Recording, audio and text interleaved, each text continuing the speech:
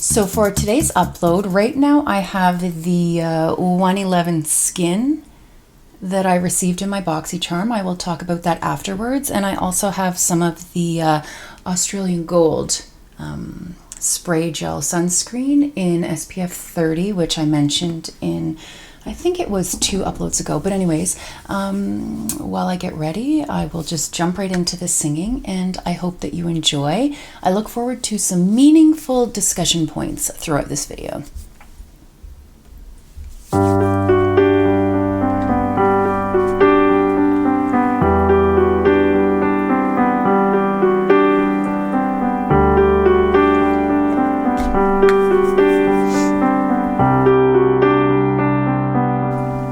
Loving can hurt,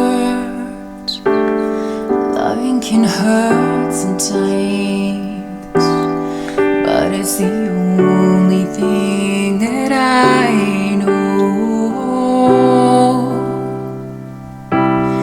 When it gets hard, and you know it can get hard sometimes, it is the only thing that makes us feel alive.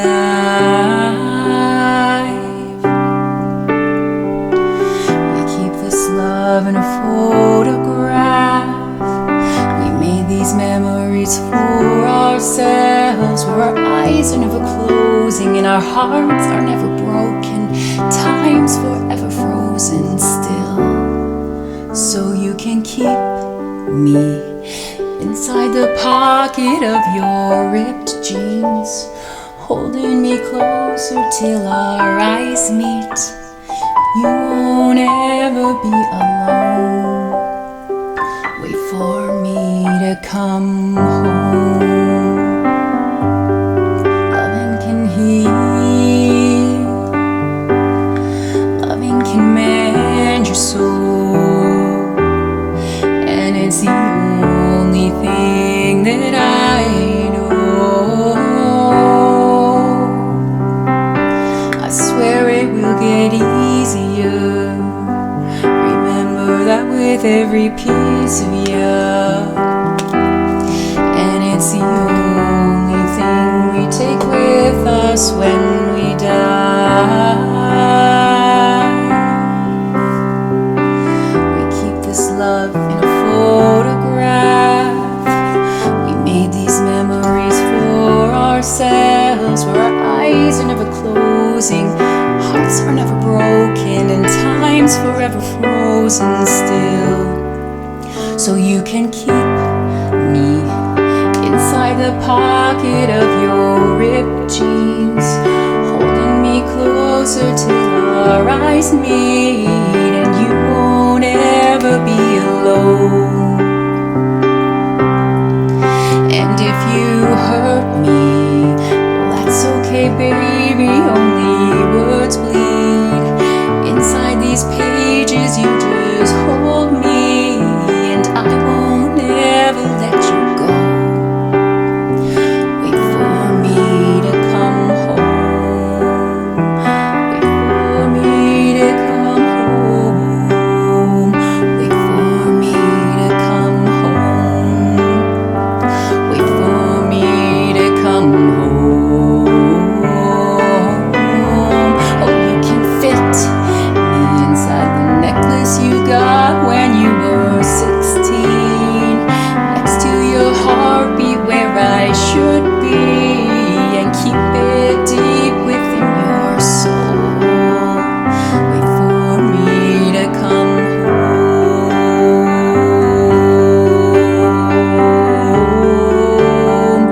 Wait for me to come home.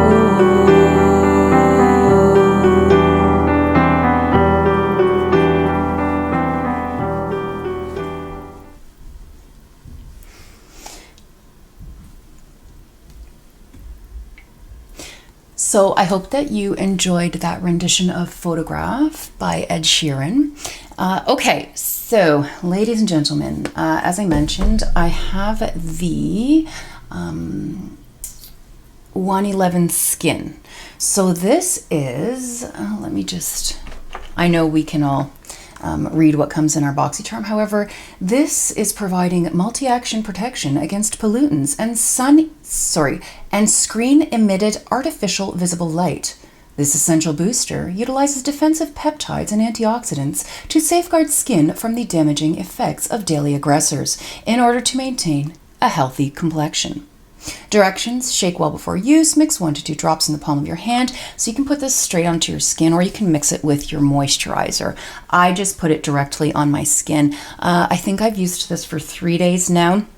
Do I notice a difference? It's been 3 days. Probably not. But will I use it because it came in my BoxyCharm? Yes, I will. And then what I was putting on for bronzer today was the Ace Beauté Bronzed in Paradise. So I think I got rid of my card that said the version number that I received for my BoxyCharm this month, but I like it. I don't love it. I received the one with one of the liquid lipsticks, and I gave that to my daughter right away. This is just the box, and the shade was called the Easy Sell. So it's a very rosy peach, if that makes sense. It's not peach, but it's not my color at all. I like pinks and I like nudes, and I guess it's not BoxyCharm's fault, but I've mentioned this before in some of my uploads. I really find it's unfortunate when there's a product in there that you're not going to use, because it's just a waste of money. So also in my BoxyCharm, I received the Grace and Stella. It's like an energy drink for your eyes, eye masks. And there are 12 pairs in here. I've used one. I just used it for the first time this morning. I thought it was okay. I mean, I've considered purchasing the eye masks before. I could take one of the packages out. They're individually packaged in their pairs. So I'll just take one out to show you. I also gave one to one daughter and one to another daughter for them to try out. So this is what they look like. And if I do say so myself, what they actually remind me of is, do you remember when you were little and you would get those rubber hands with the strings attached, or not the strings, but the rubber string part, and you would get them in the 25-cent machine, and you smack them off your window, and then they come off and they get all fuzzy and dirty, and you wet them and then they're sticky again. That's what those remind me of. So I don't dislike them. I think they're okay. Next, I got the Studio Makeup Endurance Cream eyeshadow in the shade Gold, and I've seen a few people get this in their version as well. It's nice. It's very, very thin. It's a very thin consistency. When I compare it to something like the Stila Glitter and Glow shadows, this is very thin. When I applied it on my lids the day that I got it, I didn't do a full makeup. I just had makeup on already, and I applied it over my lids. It did not set quickly at all, and it got up in here. I don't know, with liquid, do you use the word crease? But it traveled and it got all here up into my crease. So that was 1, 2, 3, 4, 5. Yep. So those were the 5 products that I received. What I'm excited to try today as I chat with you when I get ready is I ordered this from Sephora.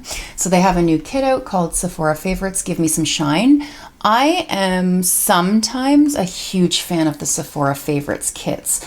There have been a couple that I've loved. There was a bronze one 2 children ago now, so it must have been around 2012, 2013 maybe, and that was a great little kit. It came with a NARS Laguna. It was a summer kit. It was awesome. It came with Park Avenue Princess lipstick by Tarte.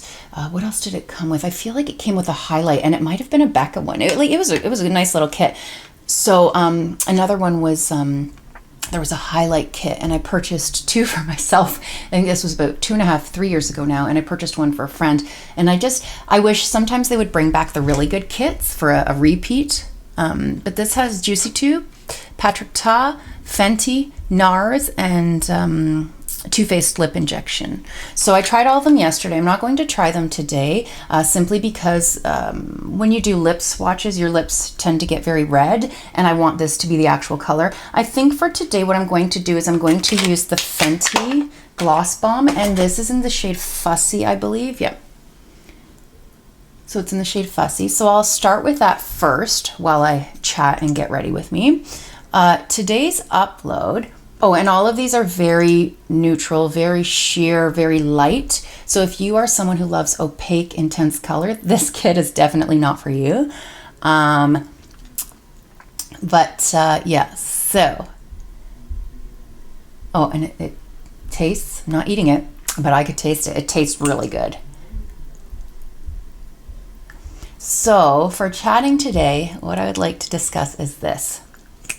I saw that Tracy from Little Makeup Channel posted on Twitter last night that she is, as am I, a teacher, and that she will not be going back in September.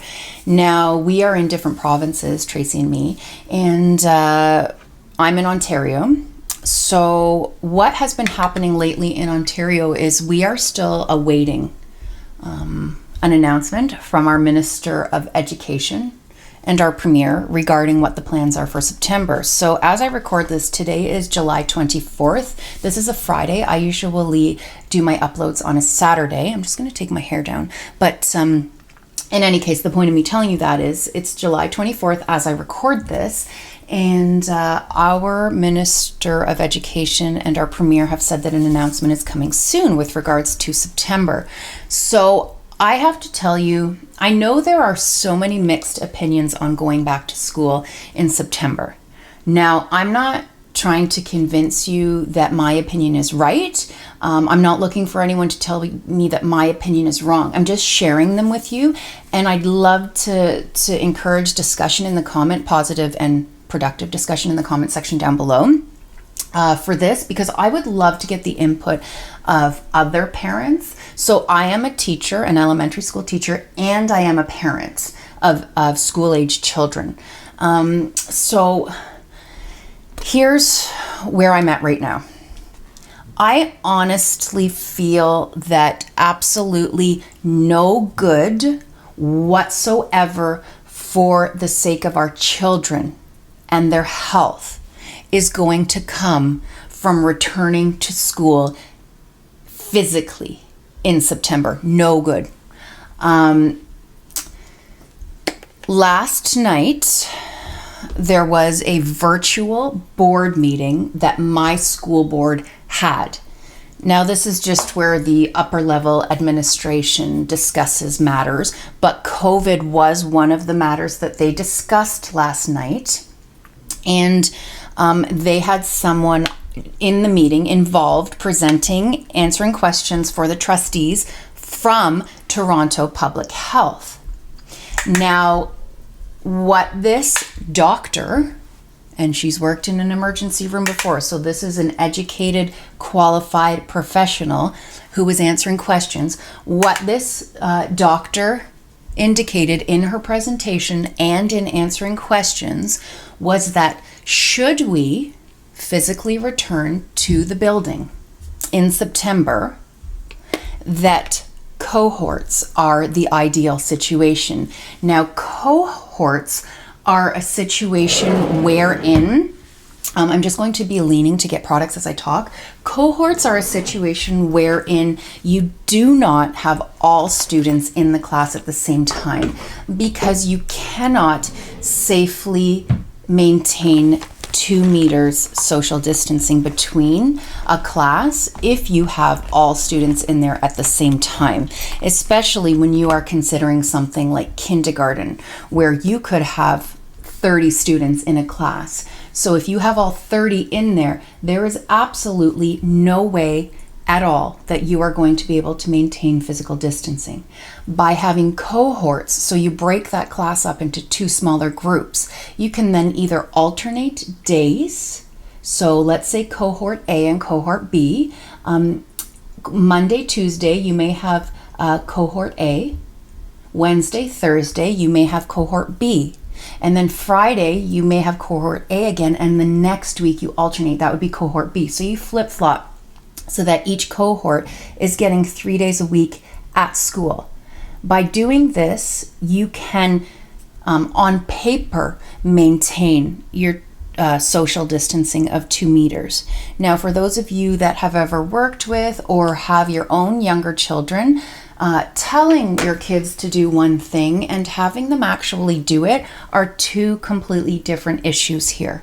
You can tell a 4-year-old to stay 2 meters apart. Now, whether or not that 4-year-old is going to do that and continue to do that throughout the day is another matter altogether. So, this doctor was talking about cohorting, and she discussed that in her presentation to our senior level administration as well as the trustees for my school board. She also said that in a situation wherein 2 meters social distancing cannot be maintained or guaranteed, then PPE, personal protective equipment, you are talking masks, okay, specifically face coverings, not visors, are necessary. Now, what's been discussed and brought up is the notion that children don't necessarily spread the virus. Children don't necessarily have the same extreme reactions as adults when they do come down with the virus. However, we don't have enough evidence, we don't have enough medical expertise, we don't have enough experience in this field right now, in my opinion, and in the opinion of the doctor that was on last night, to say how it's going to affect the children if they return to school. And again, please remember, I'm specifically referencing elementary school because that's the panel that I work in. So, another thing that she was mentioning was frequent hand washing, which at my school is completely, you cannot do that unless some money is invested. I don't have a sink in my classroom. Of all the classrooms in the school, the 2 out of the 3 kindergarten classes have a sink, and 1 classroom upstairs has a sink. Other than that, there are no sinks within the classroom. So the only available location to wash your hands right now would be the washroom. I believe each washroom, there's 1 boy washroom and 1 girl's washroom. I believe that each washroom, if I'm not correct, because we don't use that washroom staff, I think there are 5 stalls in there. So that washroom can support 5 people at one time without COVID. Now, when it comes to hand washing, how is a washroom that's equipped for 5 individuals to be in there, how is that supposed to support social distancing as well as frequent hand washing, regardless of how we tackle it? The use of hand sanitizer was brought up, and whether or not that's safe, or are there any safety issues related to that or connected with that. One of the things that the doctor mentioned was, in her experience as someone who frequently uses hand sanitizer, she hasn't had any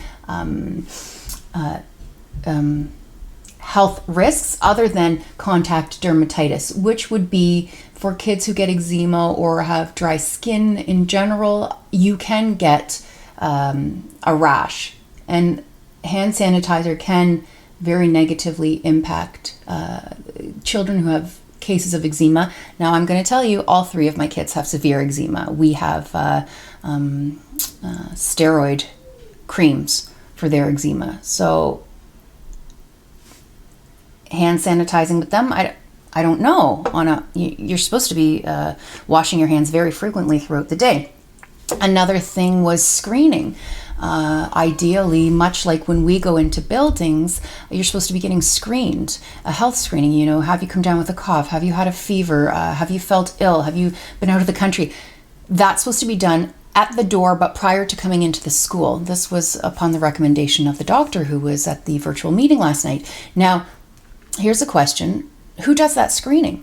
And does that cut into the instructional time of the day? Are parents going to be truthful on that screening? If you have to go to work, are you going to tell us if your child has a sore throat? I don't know. And then another point was one of the trustees asked the doctor, if someone in one of the cohorts was to test positive for COVID, what would happen? And she said, well, that cohort would go into self-quarantine for 14 days, as would the teacher and the second cohort, because you don't know where the COVID came from. So you're talking about both cohorts being quarantined for 14 days, as well as the teacher. So what happens at that point? Is that class shut down the whole time?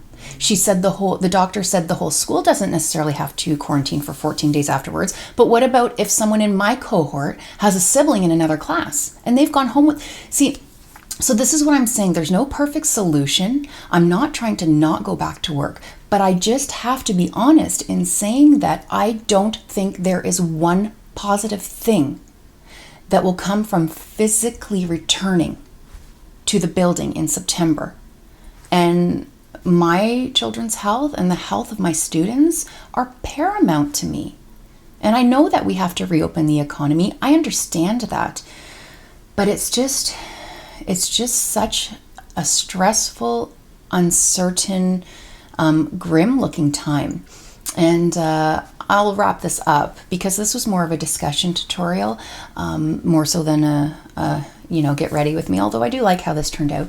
But what I'll end with was I was watching the movie Life on Netflix today, the one with Jake Gyllenhaal, where they go into space. And one of the doctors on there says how she prepares is plan for the worst, and then think worse than that, and then think worse from that. And that's where she starts her plan from. And I have to be honest with you, should we be required to return to the building in September and students, that's where I'm coming from. I'm looking for the third tier down, worst case scenario. And anyways, I'd love to hear your thoughts on that. So half thumb on the the BoxyCharm this month. I'll let you know how it goes with the Sephora favorites, but yeah, I'm really digging this gloss. Have a wonderful day. Have a wonderful weekend. I hope you're well. I hope you're safe, and I hope you are taking care. Bye.